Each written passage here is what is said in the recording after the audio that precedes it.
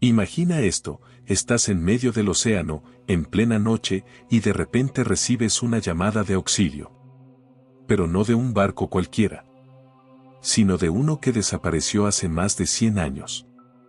El océano no siente compasión. No es tu amigo, ni tu enemigo. Simplemente está ahí, inmenso, oscuro, indiferente. Puedes creer que lo dominas porque manejas un timón, sigues un mapa o lees las mareas. Pero no. El mar guarda secretos, y a veces, por accidente, te deja ver uno. Yo soy el capitán del Amanecer Rojo, un barco de carga pequeño pero resistente. Llevo casi 15 años navegando esas aguas, transportando mercancía de puerto en puerto. No es una vida glamorosa, pero es la que conozco. La tripulación era reducida, solo 4 hombres. Ramírez, el más veterano. Un marinero de rostro curtido, supersticioso y desconfiado del mar. García, mi encargado de radio. Serio, siempre atento, acostumbrado a escuchar voces entre la estática. Morales, el más joven. Apenas tenía experiencia y todavía miraba todo con los ojos abiertos de quien no conoce el peligro. Y yo, el capitán. El que debía mantener la calma, aunque todo se viniera abajo. Al principio todo marchaba bien. El mar estaba en calma, la noche era tranquila, y mi rutina era la de siempre, revisar cartas náuticas, vigilar los instrumentos y comprobar motores. Pero cerca de las 2 de la madrugada, pasó algo que me heló la sangre, la radio se encendió sola, entre chispazos de estática. Al principio pensé que era una interferencia. Pero entre el ruido se filtró una voz, débil, casi apagada. Mayday. Mayday, aquí el mar eterno, posición, latitud 35, longitud. La transmisión se cortó de golpe. Ese nombre, mar eterno, no me sonaba de nada. Y la señal era tan antigua, tan gastada, que parecía salida de otra época. Corrí al puente de mando. García estaba allí, ajustando perillas de la radio, con gesto tenso. ¿Lo escuchaste?, le pregunté.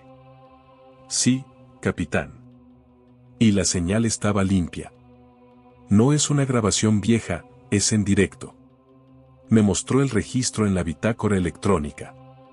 El código de socorro coincidía con un barco llamado Mar Eterno. Lo inquietante era el detalle, ese barco había desaparecido en 1921. Eso no puede ser, susurré.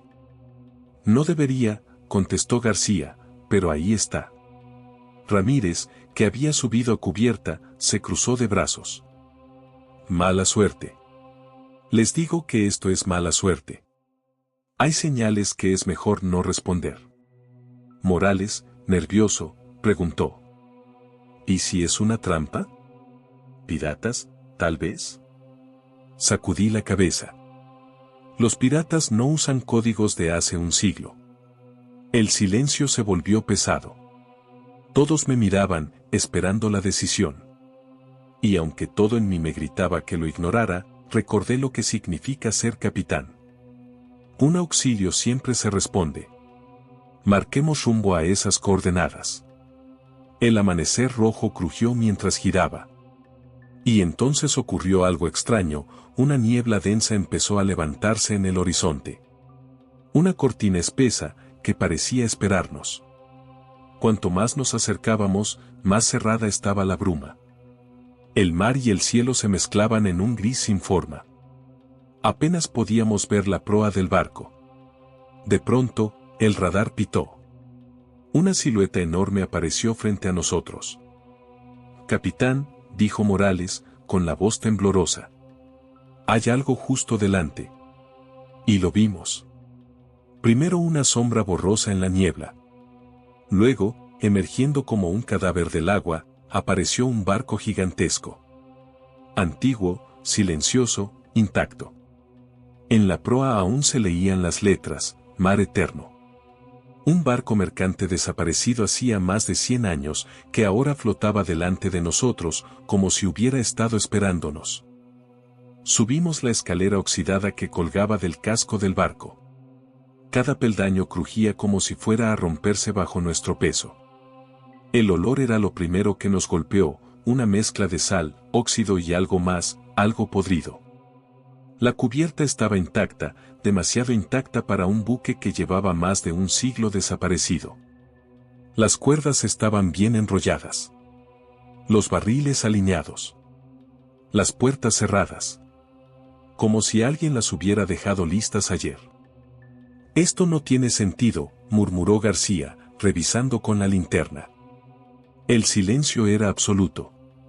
Ni gaviotas, ni olas, ni viento. Solo nosotros, respirando. Ramírez escupió al suelo. Les dije que era mala suerte. Este barco está maldito. Avanzamos hacia la cabina de mando. La puerta estaba entreabierta. La empujé despacio y el chirrido resonó como un grito en medio de la nada. Dentro encontramos el timón cubierto de polvo, pero no había rastros de lucha ni abandono. Era como si la tripulación simplemente se hubiera desvanecido. En un rincón, sobre el escritorio del capitán, había un cuaderno de bitácora. Las primeras páginas hablaban de viajes comunes, rumbos, tormentas, provisiones. Pero conforme avanzaba, la escritura se volvía caótica, temblorosa. 10 de mayo. Los marineros dicen que escucharon voces en la bodega. Al principio no les creí. 13 de mayo. Ahora yo también las escucho. Susurran mi nombre. 18 de mayo. El mar habla. Y mis hombres lo siguen. Solo yo resisto. Dejé el cuaderno sobre la mesa. Nadie dijo nada. De pronto, un golpe seco resonó en las profundidades del barco. ¡Pum! Todos nos giramos al mismo tiempo. ¿Oyeron eso?, preguntó Morales, con la voz rota. Sí, respondí. Vino de la bodega. Nos miramos unos a otros, sabiendo que lo más sensato era volver al amanecer rojo y largarnos de allí. Pero al mismo tiempo, algo nos empujaba a seguir. Tal vez curiosidad. Tal vez miedo a que, de verdad, alguien siguiera atrapado en ese barco fantasma. Descendimos por la escalera interior. El aire estaba más frío abajo y olía a humedad rancia. Nuestras linternas apenas iluminaban los pasillos, donde el metal oxidado parecía cerrarse sobre nosotros. Entonces, Ramírez se detuvo en seco. Esperen, ¿lo escuchan? Nos quedamos en silencio. Un sonido suave, repetitivo, como respiración. Lenta. Profunda. Muy cerca.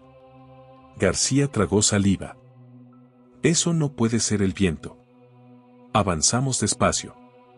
El sonido venía de la sala de carga. La puerta estaba cerrada, pero al acercarnos vimos algo que nos heló la sangre, marcas de uñas, cientos de arañazos, como si alguien hubiera intentado salir desesperadamente. Morales dio un paso atrás. Yo no abro esa puerta. Pero ya era tarde. Del otro lado, algo se movió. Primero un golpe suave. Luego otro, más fuerte. Hasta que la puerta entera vibró. Boom. Boom. Boom. Y entonces, silencio. Ramírez levantó el machete que siempre llevaba. Yo acerqué la mano al pomo de la puerta, sin estar seguro de querer hacerlo. Y en ese instante, justo cuando íbamos a abrirla, se escuchó lo peor. Capitán, ábranos, una voz humana, nítida, desde dentro. Era la voz de un hombre. Vieja, gastada, pero inconfundiblemente real. Me quedé inmóvil, con la mano en el pomo. La voz había sonado tan real, tan cercana, que el corazón se me fue al suelo. Capitán, ábranos, repitió, más débil, como un susurro que arañaba el aire. Morales empezó a retroceder, su linterna temblaba en su mano. Eso no puede ser. Nadie pudo sobrevivir aquí tanto tiempo. García intentó mantener la calma, pero su voz traicionaba el miedo. Tal vez, tal vez alguien quedó atrapado. El silencio volvió a envolvernos. Solo se oía el golpeteo de las gotas que caían desde el techo oxidado. Respiré hondo y empujé el pomo. La puerta se abrió lentamente, con un chirrido insoportable. El haz de mi linterna atravesó la oscuridad. Y entonces los vimos. Cuerpos. Decenas de cuerpos, de pie, apretados unos contra otros. Pero no eran cadáveres secos ni esqueletos olvidados, no. Eran marineros. O lo que quedaba de ellos. Sus pieles estaban grisáceas, hinchadas por el mar. Sus ojos vacíos, vidriosos, reflejaban la luz de nuestras linternas. Y, sin embargo, respiraban. Sus pechos subían y bajaban lentamente, como si aún siguieran vivos. «Dios mío», susurró Morales. Uno de ellos dio un paso adelante, tambaleante, arrastrando las botas mojadas sobre la madera. Su mandíbula se movió con dificultad y de su garganta salió un gemido hueco. «Capitán». Ramírez levantó el machete. «Eso no está vivo», gritó. Pero yo no podía moverme. Había algo en sus miradas vacías que me anclaba al suelo. No eran simples monstruos. Era como si aún supieran quiénes eran. Como si esperaran órdenes. De pronto, todos comenzaron a moverse al mismo tiempo. Avanzaban lentamente, sincronizados, como una sola criatura formada por decenas de cuerpos. Y el sonido que hacían al caminar, el chapoteo de agua cayendo de sus ropas eternamente mojadas, llenó el pasillo. «¡Corran!», grité, y nos lanzamos escaleras arriba. Las linternas rebotaban con cada paso. Los golpes de sus botas podridas retumbaban detrás de nosotros, más rápidos de lo que deberían. No eran torpes como parecían, nos seguían con precisión, como si conocieran cada rincón del barco mejor que nosotros. Llegamos a cubierta jadeando. La niebla había espesado, envolviendo todo en un manto blanco. Apenas podíamos ver el borde del casco. García gritó, señalando hacia nuestro barco, el amanecer rojo. Apenas una silueta en la bruma, esperándonos. Pero antes de dar un paso, la madera del suelo crujió bajo nuestros pies. Y una voz, esta vez no humana, sino profunda, resonó desde lo más hondo del casco. «Nadie abandona el mar eterno». El barco entero vibró con esas palabras. Y entonces lo entendimos, no era un barco maldito. El barco era la maldición. La cubierta estaba cubierta de niebla, y detrás de nosotros, los pasos húmedos de la tripulación muerta resonaban cada vez más cerca. Avanzaban en fila, como un ejército que nunca dejó de obedecer órdenes. García apuntó su linterna hacia ellos. La luz tembló sobre sus rostros pálidos, deformados por el agua y el tiempo. Sus labios desgarrados murmuraban al unísono. «Capitán, capitán». Yo no podía apartar la vista. No eran simples monstruos, reconocía sus uniformes, sus insignias corroídas, incluso el rostro borroso del antiguo capitán en medio de la multitud. Morales gritó, rompiendo el trance. «No son hombres. Son sombras del mar».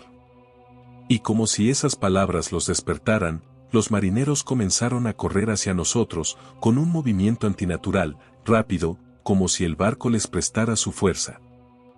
«Al bote», ordené. Corrimos hacia el borde de la cubierta, donde colgaba uno de los botes de emergencia. Ramírez cortó las sogas con su machete mientras Morales intentaba bajar la polea oxidada. Pero el barco mismo parecía resistirse, los cabos se enredaban, los metales se atascaban, como si no quisiera dejarnos ir. Los marineros ya estaban cerca. Podía escuchar el chapoteo de sus botas empapadas, los gemidos ahogados que se mezclaban con el crujir de la madera. Uno de ellos se lanzó sobre García, hundiendo sus uñas negras en su chaqueta. Entre los tres logramos apartarlo, pero no salió ileso. Cuando lo recuperamos, su hombro sangraba y la piel alrededor de la herida se volvía gris, como la de ellos. «Nos atrapa», El barco nos atrapa, gritó, desesperado. En ese momento, el mar rugió. Una ola gigantesca golpeó contra el casco, pero en lugar de moverse, el buque fantasma se mantuvo firme, como clavado en el océano. Comprendí lo peor, no flotaba, no navegaba. El barco estaba vivo, y nosotros dentro de él. Nadie abandona el mar eterno, repitió la voz profunda, esta vez desde todas partes, el viento, las tablas, las velas desgarradas. El bote por fin cayó al agua. Pero antes de poder saltar, las manos frías y mojadas de los marineros se cerraron sobre nosotros. Uno tras otro, nos arrastraban hacia ellos, como si quisieran unirnos a su ejército de ahogados. Yo solo alcancé a gritar: resistan. No se dejen llevar. Y entonces, algo cambió en la niebla. A lo lejos, a través de la bruma espesa, apareció otra silueta de barco, iluminada por faroles. ¿Ayuda? ¿O solo otra trampa del mar eterno? Las manos podridas de los marineros nos sujetaban con una fuerza imposible. Sus dedos eran como grilletes de hierro, helados, salados, arrastrándonos hacia la cubierta como si fuéramos parte de ellos. García gritaba mientras intentaba liberarse. La herida en su hombro ya no era solo carne, la piel se le oscurecía, y sus ojos empezaban a volverse vidriosos, iguales a los de la tripulación maldita. No me dejen. No quiero ser como ellos. Rogaba, pero ya era tarde. En un movimiento brusco, los marineros lo tiraron al suelo y lo incorporaron a sus filas. García dejó de luchar. Su cuerpo se enderezó, rígido, y comenzó a marchar al mismo compás que el resto, como si siempre hubiera pertenecido allí. Morales cayó de rodillas al verlo. No, no podemos escapar, este barco no nos deja. Intenté levantarlo, pero el suelo vibró bajo nosotros. El casco entero rugió como una bestia herida. La niebla se cerró aún más, y la silueta iluminada que habíamos visto a lo lejos desapareció, como un espejismo que nunca existió. Ramírez, con el machete ensangrentado, seguía cortando manos y empujando cuerpos, pero eran demasiados. «Capitán, salte. Salte al bote», me gritó, antes de que lo arrastraran 3 de ellos al abismo de la bodega. Su grito se perdió en la oscuridad. Yo quedé solo con Morales, rodeados por esa multitud de marineros que respiraban al unísono. No atacaban con furia, no nos despedazaban, solo nos sujetaban, esperando. Esperando que aceptáramos lo inevitable. Y entonces, el antiguo capitán dio un paso adelante. Su uniforme, aunque corroído, aún conservaba la insignia dorada en el pecho. Sus ojos estaban vacíos, pero su voz resonó clara, como si hablara dentro de mi mente. Todo hombre que pisa este barco es parte de él. El mar no olvida. El mar nunca devuelve. Intenté luchar, pero mis brazos se volvieron pesados. Sentí el agua filtrarse bajo mi piel, llenándome los pulmones aunque aún estaba encubierta. Mis manos temblaban y comprendí que ya no era dueño de mí mismo. Morales me miró, con lágrimas que se mezclaban con el agua en su rostro. «Capitán, creo que ya estamos muertos desde que subimos aquí». La voz profunda volvió a retumbar, como un eco eterno.